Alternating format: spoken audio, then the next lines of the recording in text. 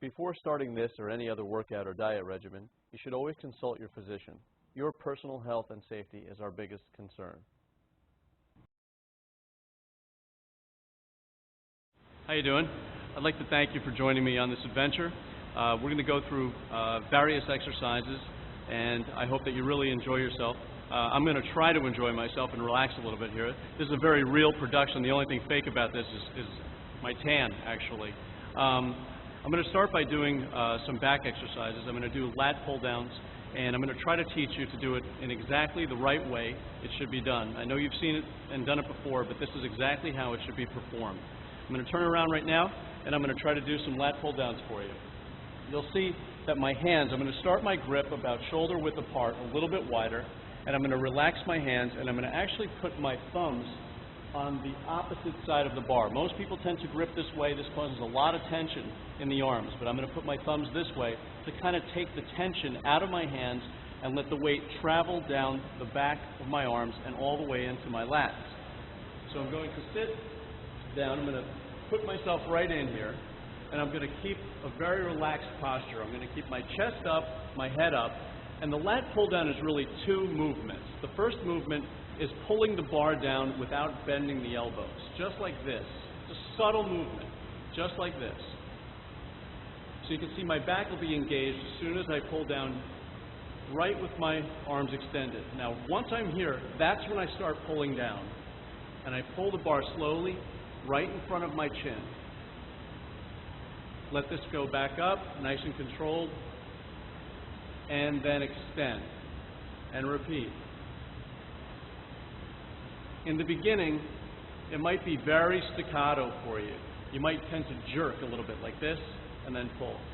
But after you've been doing it for a while, it should become very fluid and look something like this.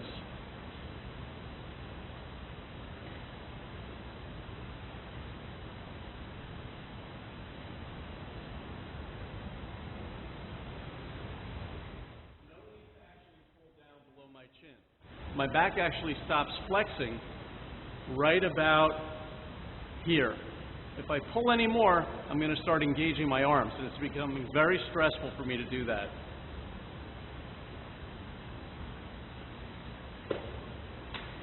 Now, a lot of beginners actually tend to pull down to the rear. And what happens when you pull down to the rear, your body tends to get jammed up a little bit. See, I'll show you. It's not very natural. It causes a lot of stress, and I don't really see the reason to do that because it seems to get the middle of the back more than the lats. A lot of folks tend to neglect their lats. Most people want to just get chest and arms, but I got to tell you, there's no way that your chest can grow if your back doesn't grow out to support it. I could talk about the lat pull down all day. Obviously, it's a terrific exercise. You can see all the muscles in my back engaging. The question everybody asks me is, how many repetitions should you do? And the answer to that is, how many can you do? Most people set themselves up to do 5 sets of 10 of something. Well, the way I see it is, if you've automatically calculated that you're going to do 10 reps, that's exactly how many you're going to do. If you do it in the form that I just showed you, chances are you're going to be able to do a certain amount of repetitions in that particular form. Once you start breaking that form is when it's time to take a step back and move on. So I don't necessarily count repetitions, but what I do count is sets or attempts. Consider this. Train optimally. Do as many repetitions as you can on the first set. Relax. Take a step back, wait about 30 seconds, and then approach the exercise again. Chances are you won't be able to get as many as you did on the first shot, but you'll probably feel the muscles a lot more, and you'll probably feel terrific once you're through. I would make about 4 to 5 attempts at the exercise and don't necessarily count repetitions. On the first set, do as many repetitions as possible. Stay in that particular form. When you break form is when it's time to move on. And that's what we're going to do right now. We're going to move on to another exercise. This is the seated pulley row. This exercise is excellent to get the muscles in the middle of the back. This is really a two-part movement also. I'm really doing two things here. My shoulders and traps and muscles surrounding my neck are very relaxed. I'm really pulling first to pull my chest in, just like this, pull my chest up and toward the machine, and then I'm pulling back. It's another two-part movement, similar to the lat pull-down. 1, 2. 1, 2. This is how we engage the muscles in the back. After a while, you'll be able to make it very fluid, and you'll be able to move it just like this. You can see I'm not squeezing with my hands. I'm not trying to bring the muscles in my arms into play. I'm keeping all of the weight and the tension in the lower part of my hands so that I'm really pulling with my back. Now you'll see I'm moving very slow and methodically, and that feels terrific. Again, we're going to do this similarly to doing the lat pull downs. We're not going to really count repetitions. We're just going to keep going until we can no longer perform in this perfect line, or until the muscles in the arms or the other muscles in the body start coming into play. And that's when we know it's time to take a step back and relax. Now, I'm moving very slow and methodically. Occasionally, you could change up the speed and it'll feel really good. So long as you're continuing in the same form, this is what they call pumping iron.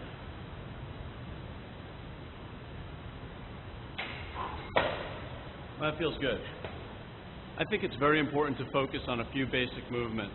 Oftentimes I see a novice in the gym training and they're doing 5 or 6 or 7 or 8 different exercises for any particular body part. The best thing to do is to stay focused on the basics. You know what they say, a jack of all trades, master of none. I want to master the 2 or 3 movements that are very important to back development. The first exercise we did, the lat pull down, is terrific for width. The second exercise that we did was terrific for the middle of the back and depth inside the back. This third exercise that we're going to do is called the dumbbell row. The dumbbell row is an excellent movement, and it actually will encompass both of those things. It'll actually bring some width to the back and also work the muscles in the middle of the back. But what's really important is that we relax everything else. We try to keep very, very composed, let all of the air out, try to relax, keep the muscles around the neck, these are the trapezius muscles, try to keep these relaxed, and keep our chest up at all times with a very good posture, and perform our back movements. Not a lot of tension in the hands, relaxed, keep the thumbs on the opposite sides of the bar, so we're actually using the hand as almost like a hook to pull the weights and let the back do all of the movement instead of forcing the weights up or really stressing out. Let me show you how to do the dumbbell row.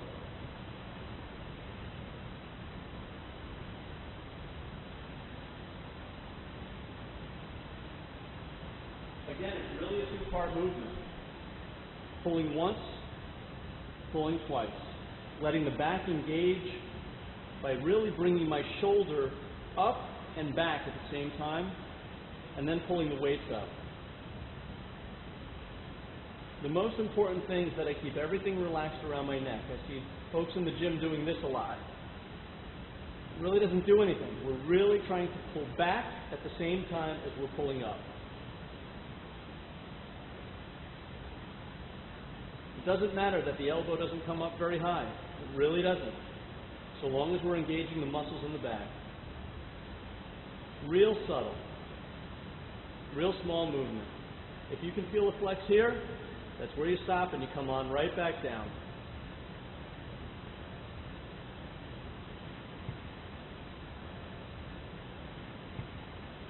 Okay, that's enough for the back.